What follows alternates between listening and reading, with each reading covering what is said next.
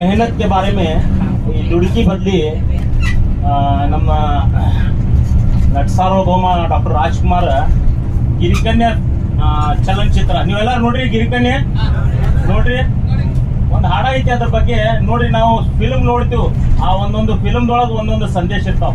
ಚವನ್ ಸಾಬ್ ಕೂಡಿ ಬಾಳೋ ನಾವೆಂದು ಸೇರಿ ದುಡಿಯೋಣ. ಹೌದ್ರಿ, क्या बोल रहे सर हो? कूड़ी बाड़ो नावेंदेंदु सेरी दुडियोना. हम सब मिलके जिंदगी गुजारेंगे, सब मिलके कूड़ी बाड़ो सब मिलके मेहनत करेंगे. कूड़ी बाड़ो नाव ಎಂದೆಂದು ಸೇರಿ ದುಡಿಯೋಣ. ದುಡಿಮೆಯೇ ಬಡತನ ಅಳಿಸಲು ಕಾರಣ. मेहनत जो है वो गरीबी को हटाने का एक वाहिद रास्ता है, उसके अलावा दूसरा कोई रास्ता नहीं.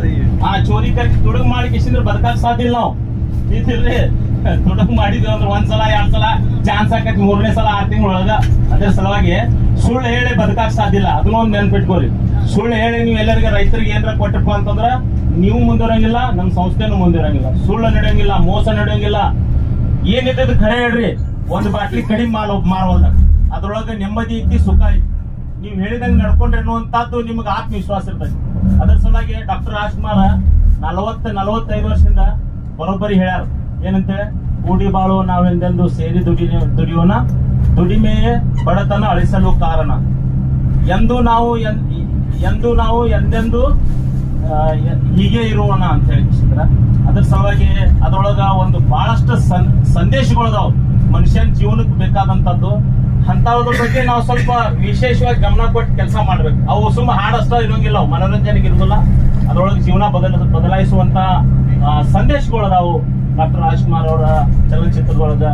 ಅದರ ಜೊತೆಗೆ ನೀವು ಕೂಡಿ ಬಾಳೋಣ, ಸೇರಿ ದುಡಿಯೋಣ, ಒಟ್ಟಿಗೆ ಇರೋಣ, ಒಟ್ಟಿಗೆ ಬದುಕೋಣ. ನೋಡ್ರಿ, ಬಾಳ ದಿವ್ಸ ಇರೋಂಗಿಲ್ಲ. 40 ವರ್ಷ ಆಗ್ಯಾವ ಹೆಚ್ಚ ಕಡಿಮೆ. ಎಲ್ಲಾರು ಹಬ್ಬ ಅಂತ ಹೇಳಿ ಚಲೋ ತಂಗಿ ಇಟ್ಟಪ್ಪ ಅಂದ್ರೆ ಇನ್ನೊಂದು 10-15 ವರ್ಷ 20 ವರ್ಷ ಅದು ನಾಳೆ ಇರ್ತೀವೋ ಇಲ್ಲೋ ಗೊತ್ತಿಲ್ಲ. ಅದು ಒಂದ್ ಸಮಾಧಾನ ಏನಪ್ಪ ಅಂದ್ರ ಒಂದ್ 20 ವರ್ಷ ಇರುವುದೈತಿ. ಈ 20 ವರ್ಷದೊಳಗೆ ನಾನು ನಂದು ಅದು ಇದು ಜಗಳ ಅವ ಇವ ಎದಕ್ ಬೇಕು ನಮಗ? ನಾವೆಲ್ಲಾರು ಏನಪ್ಪಾ ಅಂದ್ರ ಒಂದ ತಾಯಿ ಮಕ್ಕಳು.